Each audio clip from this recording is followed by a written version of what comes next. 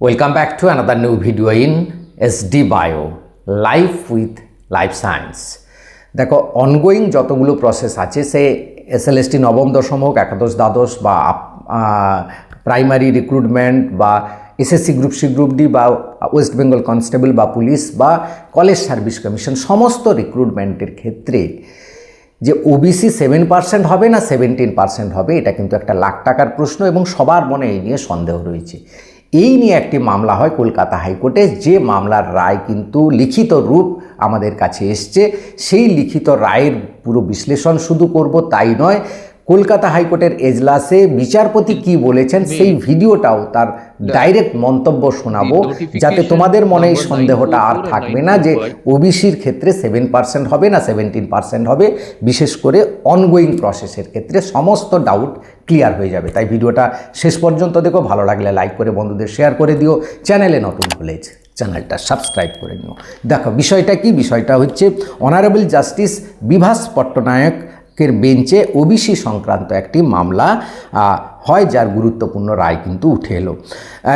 মামলাটা কি না, কলেজ সার্ভিস কমিশনের আন্ডারে একজন ক্যান্ডিডেট আবেদন করেছিলেন। আবেদনের সময় তার ক্যাটাগরি ছিল ওবিসি এ এবং তিনি ওবিসি এ হিসাবে আবেদন করেন এবং তিনি মাস্টার ডিগ্রিতে 52% নাম্বার করে এলিজিবল হন এবং সেট অর্থাৎ স্টেট এলিজিবল টেস্টে তিনি পাশ করেছিলেন ওবিসি এ হিসাবে। কিন্তু 18/5/2026 নতুন রাজ্য সরকার সেই ওবিসি এটাকে তুলে দেয়, এটা জেনারেল কাস্ট হয়ে যায়, যার ফলে West Bengal college service commission সেই আবেদনকারীকে আদেশ করে যে তার রিক্রুটমেন্ট প্রসেসে সে যেন জেনারেল কাস্টে তার কনভার্ট করার চেষ্টা করে এবং তাকে বলা হয় যে সমস্ত ডকুমেন্টস দিতে, অর্থাৎ সে আর ওবিসি এ হিসাবে কোনো সুবিধে পাবে না, তাকে জেনারেল দিতে হবে, অর্থাৎ জেনারেলের সঙ্গে তাকে কম্পিট করতে হবে, জেনারেলের কাট অফ অতিক্রম করতে হবে। সেই মামলায় অনারেবল জাস্টিস বিভাস পট্টনায়ক তিনি বলেন, কি বলেছেন তিনি, যেটা নিয়ে খুব আমাদের কাছে তাৎপর্যপূর্ণ। আগে তার মন্তব্যটা শুনে নাও, তারপরে আমি তার লিখিত রূপ এবং তিনি কি বললেন সেটা আমি বিশ্লেষণ করব। Is precisely made that the notification number 944 and 945 are pending before the Honorable Supreme Court. The petitioner is claiming her category under OBC in terms of notification number 1057, which validity is pending before the Honorable Supreme Court. Therefore, until and unless the classification of OBC category is finally decided by the Honorable Supreme Court, the fate of the petitioner and his application for recruitment of the assistant professor should be kept alive till such period. Accordingly, what is respond number such and such? West Bengal College Service Commission. Respond number 4.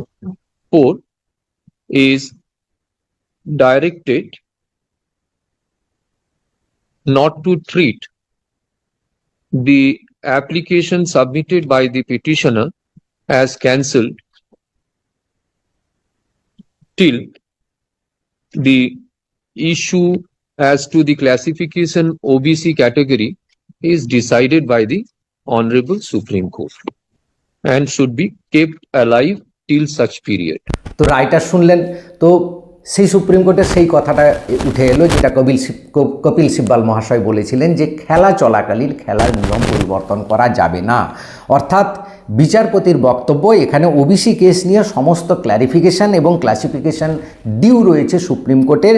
তাই অর্থাৎ applicant যে West Bengal college service কমিশনে apply করেছেন তাকে সেই West Bengal college service কমিশনকে direction দেওয়া হচ্ছে, যেহেতু অনারেবল সুপ্রিম কোর্টের আন্ডারে কেসটা ডিউ রয়েছে, যতদিন না সুপ্রিম কোর্টের জাজমেন্ট আসে ততদিন পর্যন্ত, ফাইনাল জাজমেন্ট যতদিন না আসে ততদিন পর্যন্ত অ্যাপ্লিক্যান্টকে অ্যালাইভ রাখতে হবে, অর্থাৎ অ্যাপ্লিক্যান্টের অ্যাপ্লিকেশানকে রিজেক্ট করা বা তার ক্যাটাগরি পরিবর্তন করা যাবে না। তিনি যে ক্যাটাগরিতে রয়েছেন সেই ক্যাটাগরিতে রাখতে হবে ততদিন পর্যন্ত, অর্থাৎ যতদিন সুপ্রিম কোর্ট অর্ডার না দেয়।